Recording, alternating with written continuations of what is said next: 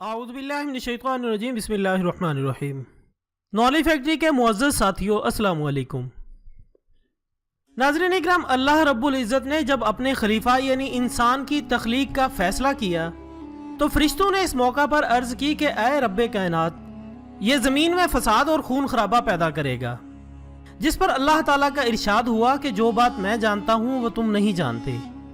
اور جب جناب آدم کے پیکرے خاکی میں روح پھونکی گئی تو تمام آسمانی مخلوق کو حکم ہوا کہ آدم کو سجدہ کرو، جو کہ تمام مخلوق نے حکم کی تعمیل کی۔ لیکن ابلیس جو کہ جنوں کی نسل میں سے تھا اور اپنی انتہائی عبادت کی وجہ سے اللہ کا مقرب ٹھہر چکا تھا، اس نے یہ حکم ماننے سے انکار کر دیا اور کہا کہ یہ مٹی سے بنا ہے جبکہ میری تخلیق آگ سے کی گئی ہے، سو میں اس مٹی کے پتلے سے افضل ہوں اور اس کو سجدہ نہیں کروں گا۔ جس کے بعد یہ راندہ درگاہ ٹھہرا، مگر اس لعین نے اس وقت بھی اپنے خدا کو یہ چیلنج کرنے کی حماقت کی کہ میں اس کو یعنی انسان کو سیدھے راستے سے بھٹکا دوں گا۔ جس کے بعد ارشاد ہوا کہ جو میرے بندے ہیں وہ تیرے بہکاوے میں نہیں آئیں گے۔ سو دوستو، آج کی اس ویڈیو میں ہم اس لعین پر مزید گفتگو کریں گے۔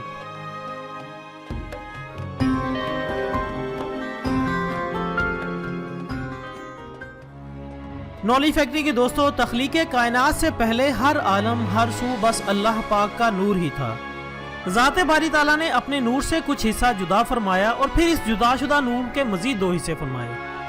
ایک حصے میں خالص نور رکھا جبکہ دوسرے حصے میں کثافت کی آمیزش فرمائی۔ پہلے حصے یعنی خالص نور کو ارواح مقدسہ، ملائکہ، طبقات ارض و سماوات کے لیے مخصوص فرمایا۔ سب سے پہلے نبی آخر الزماں حضرت محمد مصطفیٰ صلی اللہ علیہ وآلہ وسلم کی روح مبارکہ کو تخلیق فرمایا گیا۔ اس کے بعد لوح و قلم، عقل اور باقی کل اجسام کی روحوں کو تخلیق فرمایا گیا۔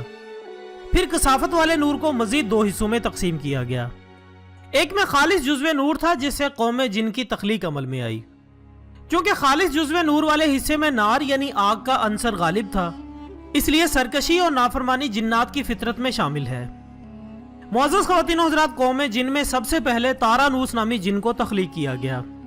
جس طرح حضرت آدم علیہ السلام کو ابو البشر کہا جاتا ہے، اسی طرح تارانوس کو ابو الجن کہا جاتا ہے۔ تارانوس کی تخلیق ابلیس کی تخلیق سے کم و بیش 1,44,000 سال قبل ہوئی۔ ذات باری تعالیٰ نے انہیں شریعت اور احکامات سے نوازا۔ دوستو، مجھے کوئی مستند حوالہ تو نہیں ملا جس میں ان کی زوجہ کا نام یا تخلیق معلوم ہو سکے۔ البتہ ایک کتاب میں یہ ضرور ملا ہے کہ انہیں روئے زمین پر ایک جن سے مخالف کوئی 300 سال بعد نظر آئیں، جس سے ان کی شادی ہوئی اور نسل بڑھتی رہی۔ ان کے ہاں اولاد کی موت نہیں ہوتی تھی اور یوں ان کی قوم کثیر تعداد میں بڑھتی چلی گئی۔ پھر رفتہ رفتہ ان کی سرکش فطرت ناریت رنگ لائی اور یہ قوم سرکشی پر اتر آئی۔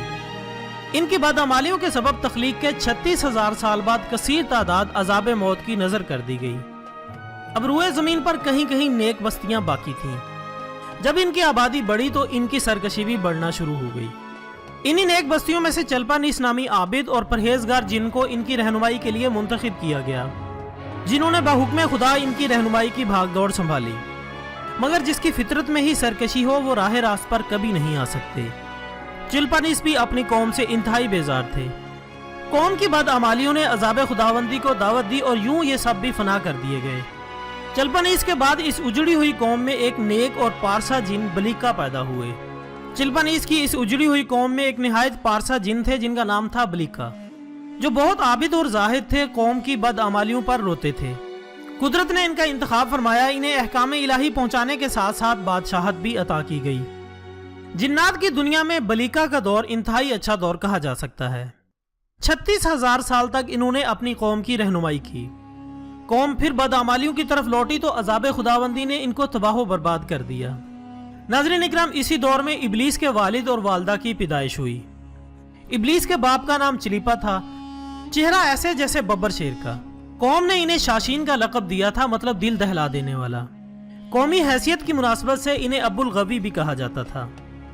ابلیس کی والدہ کا نام نبلیس تھا، جو کہ قوم جنات کی سب سے طاقتور مادہ تھی، جو کہ کئی سو جنوں کا بیک وقت مقابلہ کر سکتی تھی۔ اس کے چہرے کی ساخت جیسے مادہ بھیڑیے کا چہرہ ہوتا ہے۔ ان دونوں کے بارے میں قوم میں یہ مشہور تھا کہ جس قوم میں چلیپا اور نبلیس ہوں وہ کبھی نہیں ہار سکتی اور کوئی طاقت ان کا مقابلہ نہیں کر سکتی۔ اس قوم کی تباہی اور بربادی کے آخری سالوں میں ابلیس یعنی عزازیل کی چلیپا اور نبلیس کی ہاں پیدائش ہوئی۔ اسی دوران یہ قوم اس حد تک نافرمانیوں میں گر گئی کہ آسمان لرز اٹھا۔ بیان ہوتا ہے کہ یہ جنات آسمان تک، بعض کے نزدیک دوسرے آسمان، بعض کے نزدیک تیسرے آسمان تک پہنچ جاتے تھے اور فرشتوں کے لیے باعث تکلیف بنتے تھے۔ تب ذات باری تعالیٰ نے فرشتوں کی فوج کو ان کو قتل کرنے کے لیے بھیجا کہ عہد اور احکام سے غداری کرنے والوں کو عبرت بنا دیا جائے۔ ملائکہ کی فوج روئے زمین پر آئی تو پہلے تو قوم جنات نے ان کا ڈٹ کر مقابلہ کیا۔ چونکہ یہ ملائکہ تھے اس لیے جنات ان کا مقابلہ نہ کر سکے۔ بہت ساری قوم قتل ہوئی، کچھ چھپ گئے اور چھوٹی عمر والوں کو قیدی بنا لیا گیا۔ ان قیدیوں میں عزازیل یعنی ابلیس بھی شامل تھا۔ روایات میں آتا ہے کہ عزازیل یعنی ابلیس کی عمر اس عذاب کے وقت 282 سال تھی۔ اگر 282 سال کی عمر کو دیکھا جائے تو تعجب ہوتا ہے، مگر جب گزرنے والے ادوار کا ان سے موازنہ کیا جائے تو یقیناً یہ ابلیس کا کم عمری کا دور تھا۔ اس حساب سے یہ بچہ ہی تصور کیا جائے گا۔ خیر دوستو، ملائکہ نے اسے تمام تعلیم سکھائی، آسمانی راز، علوم اور ادب و آداب بھی سکھائے۔ یہ ایک مصلحت تھی کہ یہ بہت جلد سیکھتا رہا، سیکھنے اور عبادت کرنے کے علاوہ اسے کوئی کام نہ تھا۔ یہاں تک کہ اتنا مگن ہو کے سیکھا کہ فرشتے اس کی قابلیت، اس کی عبادت گزاری پر رشک کرتے۔ وقت گزرنے کے ساتھ ساتھ اس کی عزت و توقیر میں اضافہ ہوتا گیا۔ فرشتے اس کے ساتھ رہنے کو باعث فخر سمجھتے تھے۔ پہلے آسمان پر ابلیس کا نام عابد مشہور ہوا۔ کہا جاتا ہے کہ فرشتے اپنی مرضی سے یا اپنی خواہش سے بغیر حکم ربی ایک آسمان سے دوسرے آسمان تک نہیں جا سکتے۔ اول تو فرشتوں میں خواہش نفس کا مادہ نہیں، پھر وہ حکم الہی کے پابند ہیں۔ لیکن ابلیس اپنے زہد و تقوی، علم و فضل کی بنا پر دوسرے آسمان تک پہنچ گیا۔ یہاں بھی اس نے اپنی عبادت، ریاضت، علم و مہارت کی شہرت پائی اور ان کو درس دیتا رہا۔ دوسرے آسمان پر ابلیس زاہد کے نام سے مشہور ہوا۔ پھر تیسرے آسمان تک پہنچا، یہاں بھی فرشتوں کو درس و تدریس کرتا رہا۔ تیسرے آسمان پر ابلیس نے بلال کے نام سے شہرت پائی۔ چوتھے آسمان پر ابلیس پہنچا تو یہاں اس کی ملاقات بہت ساری ارواح مقدسہ سے ہوئی۔ یہاں بھی اس کے علم و فضل کے چرچے تھے۔ چوتھے آسمان پر والی کے نام سے مشہور ہوا۔ پھر حکم ہوا کہ چوتھے آسمان سے پانچویں آسمان پر چلے جاؤ۔ یہاں اپنے علم و فضل، ریاضت و اطاعت کی وجہ سے تقی کے نام سے مشہور ہوا۔ چھٹے آسمان پر پہلے ہی اس کے علم و فضل کے چرچے تھے۔ یہاں بھی یہ ملائکہ کو درس دیتا رہا اور ان کا استاد ٹھہرا۔ چھٹے آسمان پر اسے قبازان کے نام سے شہرت ملی۔ لیکن باقی آسمانوں کی نسبت چھٹے آسمان پر ابلیس کا قیام کم رہا۔ ناظرین اکرام، ساتوں آسمانوں پر ابلیس بقائے نور میں رہا اور اسے 7 آسمانوں کے سب ملائکہ کا معلم قرار دیا گیا۔ یہاں پہنچ کر اس نے اپنی عاجزی اور ریاضت کی انتہا کر دی۔ یہاں اس نے فرشتوں کے استاد سردار عزازیل کے نام سے شہرت پائی۔ اور کم و بیش 30,000 سال یہ مقربین کا استاد رہا۔ اس کے بعد اسے حکم ہوا کہ رضوان جو کہ جنت کا داروغہ ہے، اس کی معاونت کرو اور اہل جنت کو اپنے علم و فضل سے بہرہور کرو۔ جنت میں بھی اس نے اپنے علم و فضل کے دریا بہائے اور داروغہ جنت رضوان کو بھی اپنے علم سے سیراب کیا۔ بعض روایات کے مطابق ابلیس 40,000 تک فرض خزانچی انجام دیتا رہا۔ اس دوران ابلیس کے من میں اپنی قوم کا سربراہ بننے، انہیں راہ راست پر لانے کی خواہش جاگی، مگر یہ بغیر حکم خداوندی ممکن نہ تھا۔ پھر جنت سے دوری بھی ابلیس کے لیے جان لیوا تھی۔ ابلیس نے پروردگار عالم سے دعا کی کہ میرے رب، آپ نے میری دلی مراد بخشی، مجھے اتنی طاقت اور ہمت دے کہ میں زمین پر ہر ذرے کو تیرا مطیع اور فرما بردار کر سکوں۔ چنانچہ دعا قبول ہوئی، ابلیس کو طاقت دے دی گئی۔ لیکن ابلیس نے اپنی قوم میں جانے سے پہلے اپنے نائب کو بھیجنے کا منصوبہ بنایا جو کہ اس کی راہیں ہموار کر سکے۔ سب سے پہلے سہلو تلیس بن بلاہت نامی جن کو قوم میں بطور نائب بھیجا، مگر یہ جن واپس نہ پلٹا۔ دوسرا نائب بھیجا گیا، وہ بھی نہ پلٹا۔ یک کے بعد دیگرے ابلیس نے 5 نائب بھیجے، مگر کوئی بھی واپس نہ آیا۔ آخر اس نے آصف بن یاسف نامی چلاک جن کو نائب بنا کر بھیجا تاکہ وہ باقی 5 جنوں کی بھی خبر لے۔ یہ جن بھی بہت عرصہ تک نہ پلٹا تو ابلیس کو فکر لاحق ہوئی۔ آخرکار آصف بن یاسف پریشان حال واپس آیا اور بتایا کہ اپنی قوم ہدایت سننا ہی نہیں چاہتی۔ انہوں نے تمہارے 5 نائبین کو موت کے گھاٹ اتار دیا ہے کہ تم جن ہو کر فرشتوں سے جا ملے ہو۔ یہ سن کر ابلیس مشتعل ہو گیا اور اس نے فرشتوں کی فوج سے کہا کہ تمام بدعمال جنوں کو چن چن کے موت کے گھاٹ اتار دو۔ اگر کوئی متقی پرہیزگار نظر آئے تو احترام کے ساتھ میرے پاس لے آؤ۔ اگر کوئی شریعت پر چلنے کا عہد کرے تب بھی اسے نہ مارنا اور میرے پاس لے آنا۔ فرشتوں نے ایسا ہی کیا، بد کرداروں کو چن چن کے مارا گیا اور روئے زمین پر برائی کا خاتمہ ہو گیا۔ बचे खुचे जिन्नात के साथ इब्लीस दरसो तबलीग में मशगूल हो गया। ज़ाते बारी ताला ने जन्नत, दोज़ख, 7 आसमानों सबकी बागडोर इब्लीस के हाथ में दे दी। नाज़रीन इकराम, ये वो दौर है जब इब्लीस ने ज़मीन के चप्पे चप्पे पर सजदा किया, क्योंकि जब जी आता आसमान पर चला जाता, जब जी चाहता ज़मीन के किसी कोने में। बयां होता है कि ज़मीन के चप्पे चप्पे पर अज़ाज़ील ने अल्लाह ताला की इबादत की है। मोअज़्ज़ज़ नाज़रीन, इन दिनों इसके जहन में ये ख्याल आना शुरू हुए कि अब मेरे पास इतनी ताकत है कि अगर नऊज़ुबिल्लाह अल्लाह ताला दस्तबरदार हो जाए तो मैं मतलक़ल अनान बन जाऊं, क्योंकि अब मैं कमज़ोर नहीं हूं, मेरे पास बहुत ताकत है। कभी इसे ख्याल आता कि फ़रिश्तों को अपना हमनवा बनाकर अल्लाह ताला से बगावत करूं, लेकिन बाद में खुद इब्लीस अपने ख्यालात पर लान तान करता कि जो ताकत दे सकता है वो वापस भी ले सकता है। इसने चंद एक फ़रिश्तों से दबे लफ्ज़ों इजहार किया, राय जानना चाहिए, मगर फ़रिश्तों ने इनकार किया कि हुक्म रब्बी, मंशाए रब्बी के खिलाफ वो मजाल नहीं रखते। इसके बाद वक्त गुजरता गया, निज़ाम वैसे ही चलता रहा। फिर वो वक्त आया जब जिब्राईल अलैहिस्सलाम की तख्लीक हुई। बयां होता है कि जिब्राईल अमीन आलम वजूद में आते ही सजदे में गिर गए। 30,000 साल तवील सजदा किया, तब सर उठाया और सर उठाते ही पूछा, ऐ मेरे परवरदिगार, जैसे मैंने तेरी इबादत में तवील सजदा किया है, ऐसी कोई मिसाल होगी तेरी मखलूक में?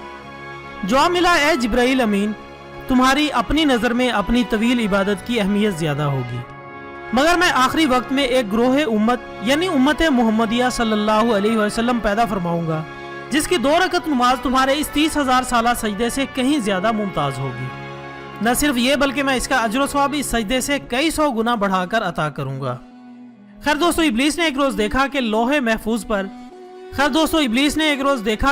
महफूज पर आसमानी ज़ुबान में ये तहरीर लिखी हुई है कि हमारा एक बंदा जिसे हम अनवाओ इक़साम की नेमतों से मालामाल करेंगे, इसे ज़मीन से आसमान पर पहुंचा देंगे, आसमान से फिर इसे जन्नत में ले जाएंगे, इसके बाद इसे एक ख़ास काम पर मामूर करेंगे, लेकिन वो इनकार कर देगा और बगावत पर आमादा हो जाएगा। इब्लीस को ये पढ़कर सख्त ताज्जुब और हैरत हुई कि ऐसा कौन बदनसीब होगा। इब्लीस दोबारा सजदे में चला गया, सजदे से सर उठा के देखा। इस इबारत के साथ फसीह अरबी में ये इबारत भी तहरीर थी, औज़ु बिल्लाहि मिनश शैतानिर रजीम। इब्लीस फौरन भागता हुआ बारगाह इलाही में हाजिर हुआ और पूछा, ये शैतानिर रजीम मरदूद कौन है जिससे पनाह मांगनी चाहिए? इरशाद हुआ, है एक जो नाफरमानी करेगा और मरदूद हो जाएगा।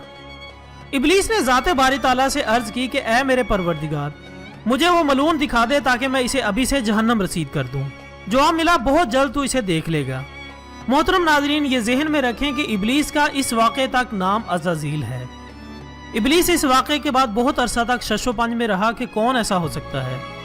कभी इसे ख्याल आता है कि शायद ऐसा मैं ही हूँ, अगर मैं हुआ तो क्या होगा। इस ख्याल से इब्लीस ने फरिश्तों को अपना हम ख्याल बनाने की कोशिश की, मगर उन्होंने इनकार कर दिया।